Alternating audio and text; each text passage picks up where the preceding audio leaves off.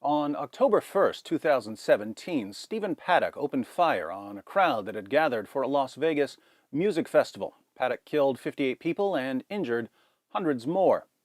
Nearly a month later, on Halloween Day, Sayfullo Saipov drove a rental truck down a New York City bike path, ramming a number of people before crashing into a school bus. Saipov killed 8 and injured 11. On November 5th, Devin Patrick Kelly headed to a church in Sutherland Springs, Texas, not to sing hymns or hear the sermon, but to slaughter Christians. As of this recording, 26 men, women, and children are confirmed dead. More are injured. Now, what if I told you that all three of these attacks were Islamic terrorist attacks? What if I told you that all modern mass killings, without exception, are Islamic terrorist attacks? Would you think that I've finally become a conspiracy theorist? Illuminati. Or would you eagerly lean forward in your seat, knowing from experience that even though it sounds absolutely insane to say that all modern mass killings are Islamic terrorist attacks, I'm nevertheless about to unleash such a brilliant and airtight volley of reasoning that anyone with a shred of common sense and integrity will, by the end of this video, agree with me completely. So, which is it going to be? Crazy conspiracy theory or irrefutable argument? Go ahead and type your prediction into the comments section before you hear me out. Then at the end, you can tell me if your expectations were met. I'll give you 5 seconds of my inquisitive eyebrow raise while you lock in your response.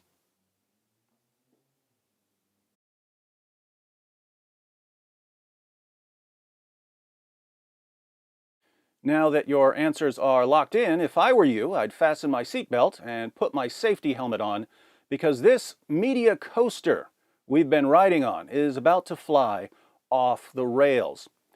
Let's start with the most obvious Islamic terrorist attack, the New York City Halloween bike path massacre.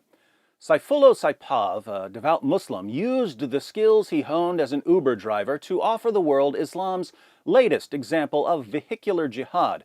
ISIS explicitly called on Muslims to carry out vehicular attacks. Saipov was shouting Allahu Akbar during the attack. He left a note proclaiming his allegiance to ISIS. His phone was filled with ISIS propaganda. Later, in the hospital, he demanded that an ISIS flag be displayed in his room. So, why do we call this a terrorist attack? Is it because Saipov targeted a bunch of non-combatants in order to further the goals of his religious or political ideology, which is a pretty common definition of a terrorist attack? No, according to a number of vocal and popular propagandists, we only call this an Islamic terrorist attack because Saipov was brown. Dr. Craig Considine, a sociology professor at Rice University, tweeted this: posting not to fan the flames in Manhattan, but to highlight the important role that race plays in determining what is or isn't terrorism. Like everything Dr. Considine posts, this tweet is stupid on multiple levels. He actually tells his readers that Sayfullo Saipov was labeled a terrorist because of the color of his skin, not because he targeted a bunch of non-combatants in order to further the goals of his religious or political ideology. Second, here's a picture of Sayfullo Saipov next to Dr. Considine's color chart. Does Mr. Saipov's terrorist label confirm or disconfirm Dr. Considine's chart? Is he the color that qualifies one as a terrorist? Not at all. Sayfullo Saipov in particular, and Uzbekis in general, are about as brown as I am. He's in the lightest category on the chart. So if Saipov isn't being called a terrorist because of the color of his skin, why is he being called a terrorist? Could the mysterious answer lie somewhere in the fact that Saipov committed a clear and indisputable act of terrorism in the name of Islam, making him an Islamic terrorist? You'd have to be a complete lunatic not to call this man a terrorist. And yet Dr. Craig Considine, who's teaching the next generation of sociologists at Rice, tells his followers that the real reason we call this man a terrorist is racism. But there's an obvious objection from the Considine camp here, namely that other people who've gone on killing sprees haven't been labeled terrorists. This brings us to the Las Vegas shooting. Notice that I said Las Vegas shooting and not Las Vegas terrorist attack. Why would I call it the Las Vegas shooting and not the Las Vegas terrorist attack? Well, terrorism has a specific definition. Terrorism is the use of violence or the threat of violence in pursuit of political, religious, or ideological change, usually excluding wartime violence, violence against enemy combatants, collateral damage, self-defense, and so on. Now, what political, religious, or ideological change was Paddock's attack meant to bring about? Exactly. Paddock didn't leave a manifesto or a note. He didn't post a video beforehand. He didn't proclaim his allegiance to a terrorist group. Friends and family had no clue what his motivations were. If you're investigating this attack or reporting on this attack, your initial reaction is to think, this looks like a terrorist attack. But when you can't find any indication that the attack was meant to reach some political or religious goal, you have to start thinking, either this guy is the worst terrorist in history, he forgot to tell people why he's killing, or he's not actually a terrorist, he's a mass murderer. You see, sometimes people just want to kill lots of other people. Sometimes they fantasize about it for years, and then they finally set a day and do what they've been dreaming of doing. They have no political or religious agenda in mind. They just want to feel the power of slaughtering people and ruining lives, knowing that they will always be remembered for the carnage they caused. Is that different from a terrorist attack? I don't see how it's any better than a terrorist attack, but it's clearly different. And that's why we don't call these kinds of attacks terrorist attacks. A terrorist attack is something different. So, is there a reason to distinguish between attacks that are meant to bring about ideological change and attacks that aren't meant to bring about ideological change? Of course there is. We need terms for different kinds of attacks so that we know what we're talking about. Words have meanings. But according to Islamic propagandists, the only reason we don't call Stephen Paddock a terrorist is that we're all racists.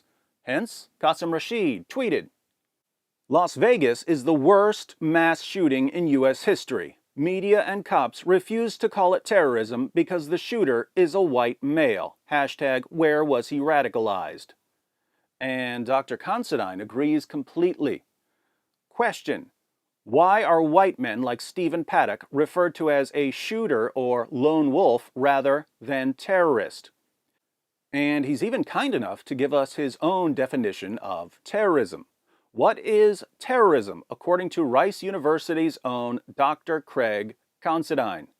It's a propaganda term used to manufacture anti-Muslim sentiment, which in turn justifies worldwide military adventures to extract resources from weaker Muslim-majority countries. The term terrorism is deployed only when Muslims commit violence. So the term terrorism is simply propaganda that we use to justify seizing the resources of Muslim-majority countries. We call Saifullah Saipov a terrorist, not because his attack is a textbook case of terrorism, but because he's from Uzbekistan and we want to invade Uzbekistan and take all their uranium. Keep in mind, parents send their kids to schools like Rice University to be educated by professors like Dr. Considine. Money well spent if they're trying to turn their kids into howling, screaming, sniveling lib drones incapable of being reasoned with because reasoning with them would require the use of words, and they've been taught that using words that have actual definitions is racism. Moving on, the most recent attack was carried out by Devin Patrick Kelly. Kelly was a rabid atheist with a history of violent outbursts and mental health issues. He viciously beat animals, he beat his wife, and he was arrested for cracking her son's skull. He was placed in a mental hospital, but escaped. Kelly was obsessed with mocking Christians. People who knew him from high school said that they had to block him from Facebook because he wouldn't stop mocking Christians, telling them how stupid they were for believing in God. Now, obviously, when a violent, possibly mentally ill atheist guns down an entire church full of Christians, he's obviously a Christian, right? He's obviously a Christian if you're Qasim Rashid. Following the attacks, Rashid wasted no time repeatedly insisting that Devin Patrick Kelly was a devout Christian Bible teacher. He literally taught Bible study. The mainstream media won't mention his faith. Manhattan terrorist non-practicing and wholly ignorant to Islam, clearly Islamic. A white Bible teacher killed 26 Christians. The mainstream media won't ask about white-on-white crime. Does Bible radicalize? Where are moderate Christians? Imagine the hypocrisy to say an ignorant, non-practicing Muslim represents Islam, but a Bible teacher doesn't represent Christianity. Dr. Craig Considine couldn't agree more that reporters are being thoroughly hypocritical for not bringing this devout atheist's Christian beliefs into their reports. Taught Bible study, but of course, few will attribute this to Christianity. Imagine the responses if headline read, "Taught Quran class." When your name is Devin Kelly, this has nothing to do with Christianity. When your name is Muhammad, this has everything to do with Islam. Now, think about what Mr. Rashid and Dr. Considine are saying. They're saying, you reporters working for the mainstream media are total hypocrites because when a Muslim slaughters non-Muslims in the name of Islam while shouting Allahu Akbar after declaring allegiance to ISIS, you call it an Islamic attack. But when an atheist guns down Christians, you don't call it a Christian attack. Hypocrites. Are these guys really this stupid, or do they just know that their followers on Twitter are this stupid? Mr. Rashid and Dr. Considine are also upset that Devin Kelly hasn't been described as a terrorist. Have yet to see a single media outlet describe Devin Kelly as the terrorist he is. How is mass murdering 27 people not terrorism? Oh, right. Once again, if you want to know whether some mass killer should be placed in the terrorist category, just ask yourself, what political or religious change was this attack meant to bring about? If you can't find one, you don't know if it's a terrorist attack yet. Now, Devin Kelly was a rabid atheist. If police had found a note in his car saying, "I'm killing these Christians to send a message to all other Christians that religion will no longer be tolerated," then it would be a terrorist attack. However, if Kelly went on a killing spree because he hated Christians and he hated the church and he was angry with his mother-in-law, but his attack wasn't meant to terrorize any other part of the population in order to bring about some sort of ideological change, then it wouldn't be a terrorist attack. So until you know what the intent was, you don't know that it was a terrorist attack.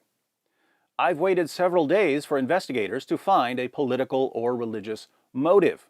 No political or religious motive has emerged, so I can't call it a terrorist attack. How is this such a great mystery? The reasoning of Mr. Rashid and Dr. Considine seems to go something like this. This attack was an instance of mass killing. Terrorist attacks involve mass killing. Therefore, this attack was a terrorist attack. Notice that this reasoning has the same logical form as this attack was an instance of mass killing. Genocide involves mass killing. Therefore, this attack was genocide. And it has the same logical form as this cat is a mammal. Dogs are mammals. Therefore, this cat is a dog. Why don't we call all mass killings genocide? Because genocide means something more than mass killing. Similarly, terrorism means something more than mass killing. In fact, killing isn't even the main component. Calling in a hoax bomb threat can be an act of terrorism. The main component of terrorism is the motive. Without a certain kind of motive, you don't have terrorism. But this doesn't stop Dr. Considine from lamenting, and we won't see terrorism linked to Kelly because he didn't shout Allahu Akbar. It's never labeled terror for white extremists. Yes, he just said it's never labeled terror for white extremists. Journalists never call it terror when a white person does it. Let's look at an example. Anders Breivik is as white as a person can possibly be without a genetic mutation. So, because of his skin color, Breivik's attack was never called terror by the media, according to Dr. Craig Considine. This means, of course, that the BBC would never call Breivik's attacks the Norway terror attacks. The Independent would never call them terror attacks. Fox News would never call them terrorist attacks. RT would never call them the country's worst terror attack and would never refer to Breivik as a far-right terrorist. The Huffington Post would never call him Norwegian terrorist Anders Breivik.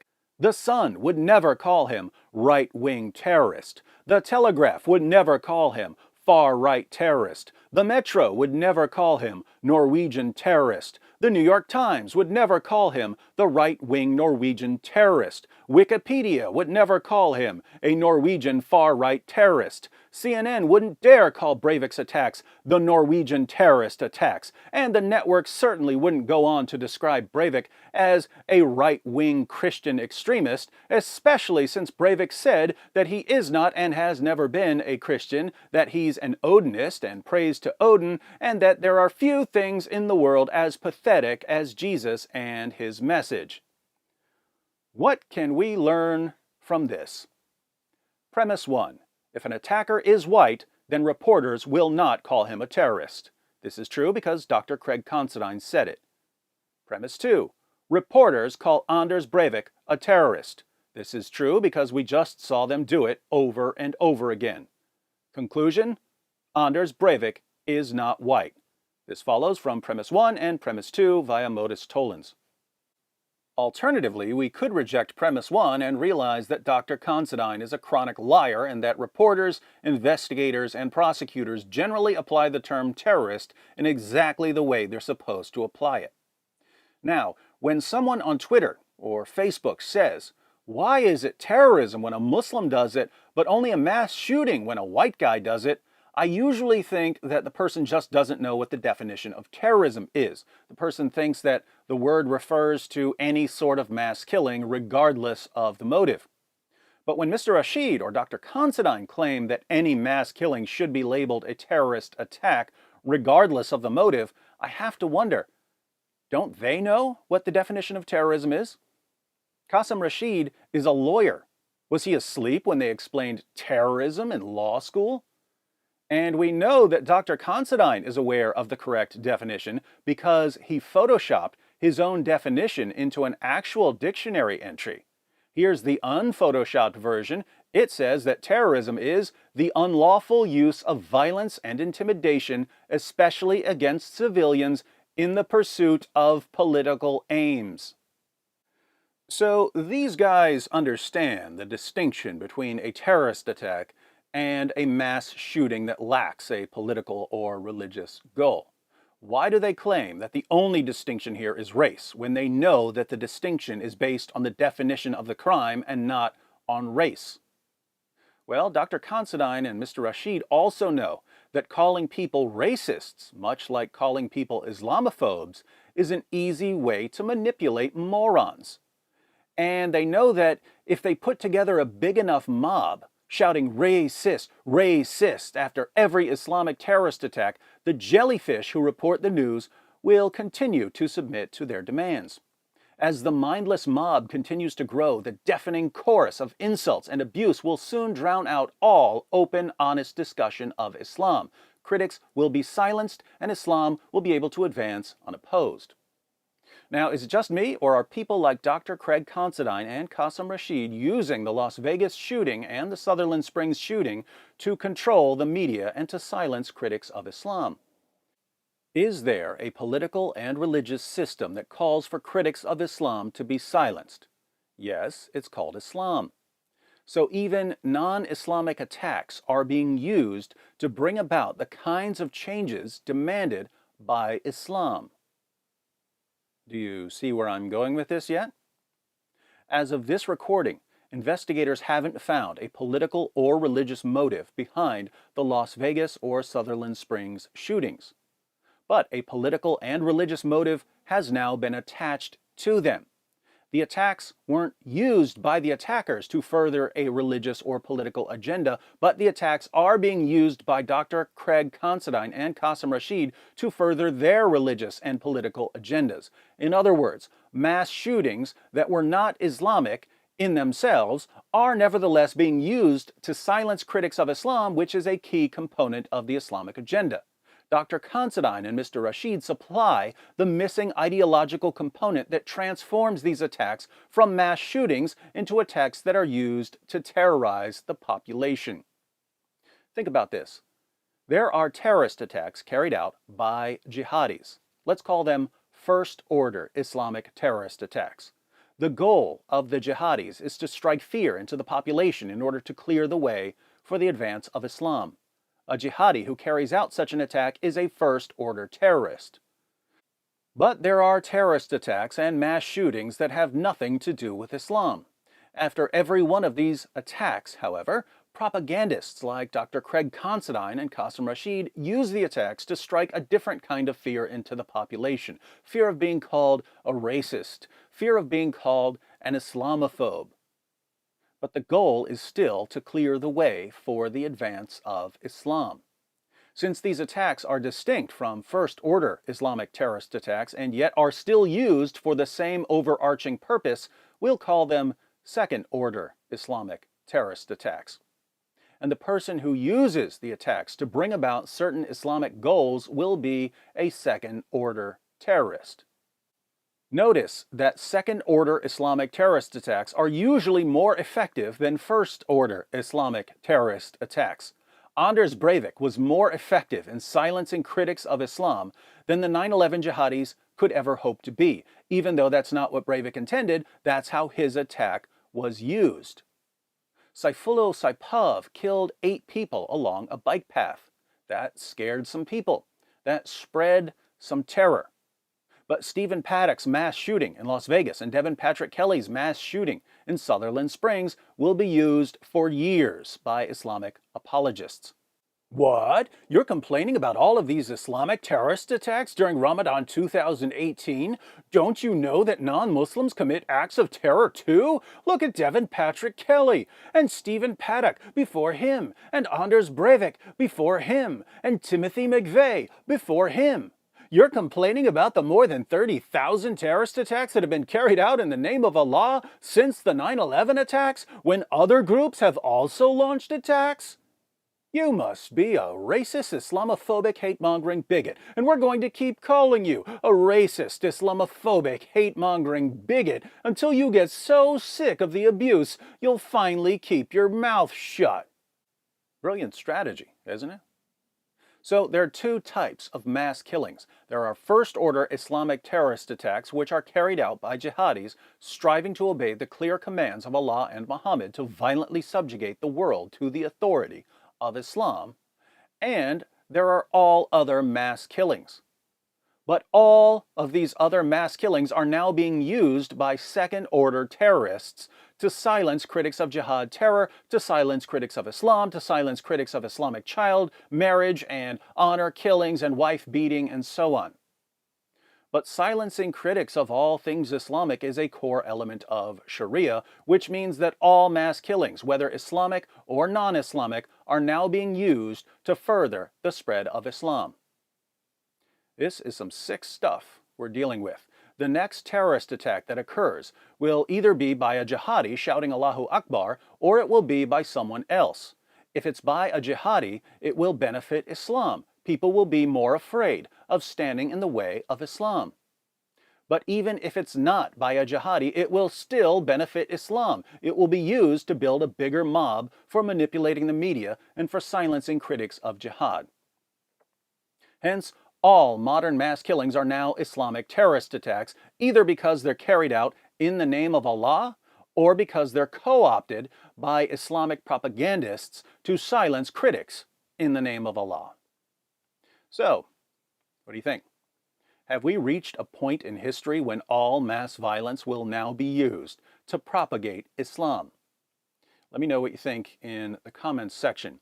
And let me know if this video has been the delusional ramblings of a conspiracy theorist or the airtight deductions of an insightful realist. If you liked the video, be sure to click the like button. If you'd like more on Qasim Rashid and Dr. Craig Considine, here are some additional videos. As always, if you haven't subscribed, don't leave without clicking the subscribe button. I'll send you off with a traditional Wood family benediction. If you're going to walk on thin ice, you might as well dance.